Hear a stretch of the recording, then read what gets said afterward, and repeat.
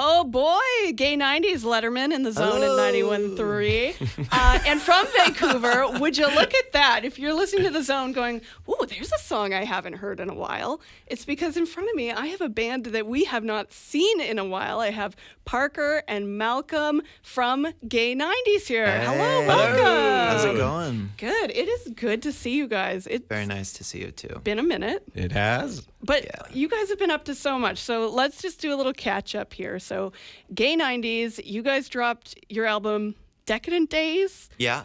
9 years Yeah. ago. I think like 9 years ago. Something like that, yeah.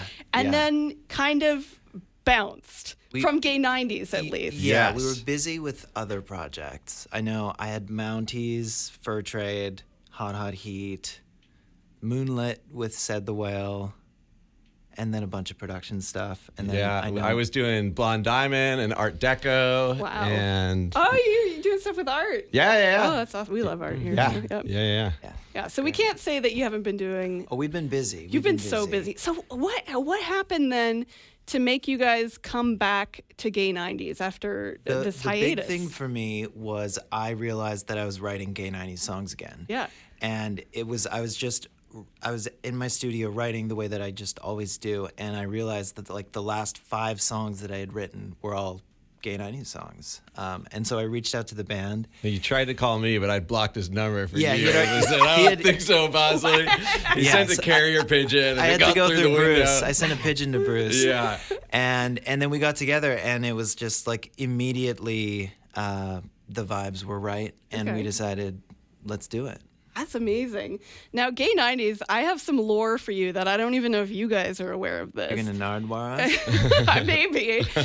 So way back, the last time I think you guys were here in 2016, you guys played Rifflandia. Yeah. And it is lore because this show that you guys played at the Copper Owl is one of those shows that goes down in history in Victoria that everyone says they were at.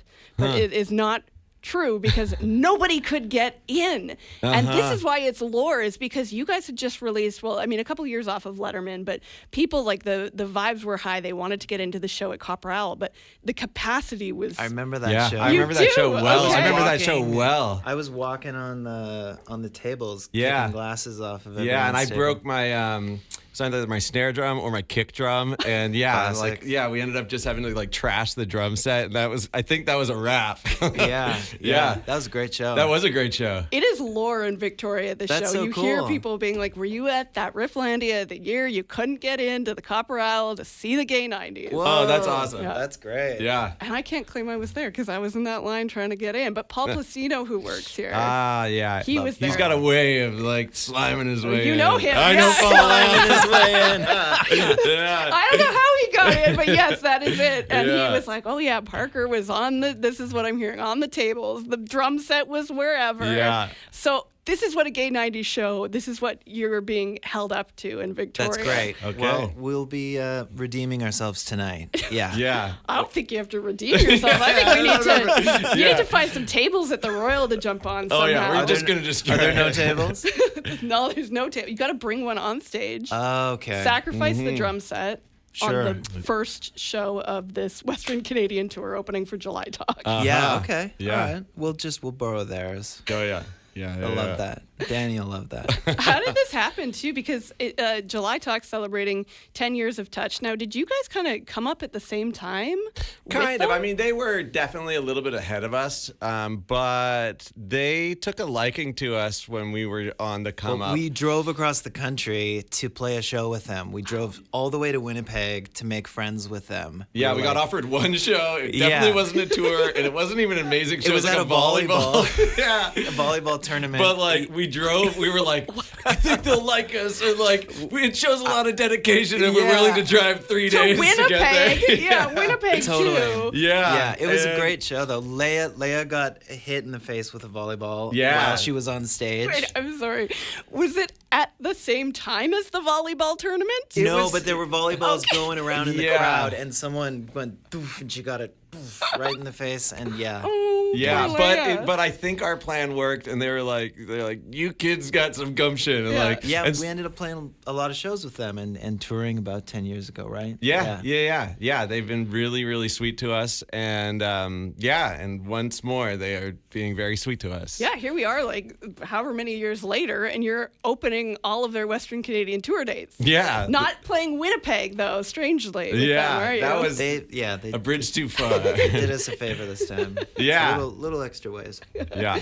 Now, when you guys have only been, we kind of talked off air a little bit. You've been writing music for more than a year, getting back together, but performing as Gay 90s, not even a year yet, because I think the very first performance you had was opening for Deer Rouge last year at the Commodore. Is that right? Yeah.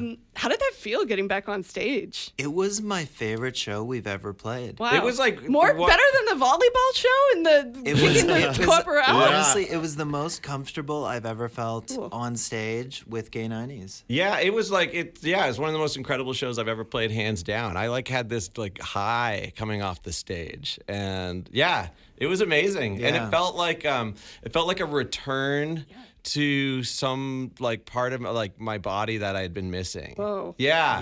It was and the kinship and just everything. Yeah, like the energy of it all felt very just true Yeah. to myself. Like, you know what I mean? Yeah. Yeah. That is Yeah. so coming back to after you've been writing for all of these other artists and side projects, coming back, realizing kind of like you said, Parker, I've been writing Gay 90s songs this whole time. I need to come back to this. I bet it felt really cool. It was amazing. Yeah, Yeah. it was. It was truly amazing. Yeah, it was a high. Yeah, and I mean, playing a sold out show as your first show back at the Commodore. Yes. It was like It doesn't suck. No, Yeah. that doesn't suck. And then Yeah. literally our third and fourth shows back together are going to be sold out shows at the Commodore. So Not it's too yeah, shabby. it's great. It's Yeah. great. We're We feel lucky. really fortunate and.